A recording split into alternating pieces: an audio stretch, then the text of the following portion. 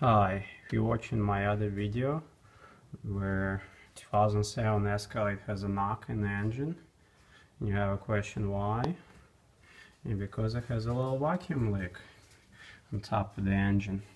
To find that vacuum leak, you gotta take the cover off.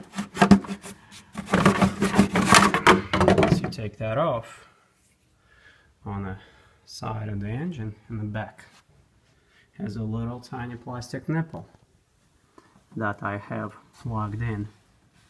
Nipple is right over here. Not sure if you can see it, but it's right over there. And I have a little rubber hose on top of it. And that rubber hose has a little tiny bit of screw in there that plugs that leak. And no more knock. Thank you. Have a nice day.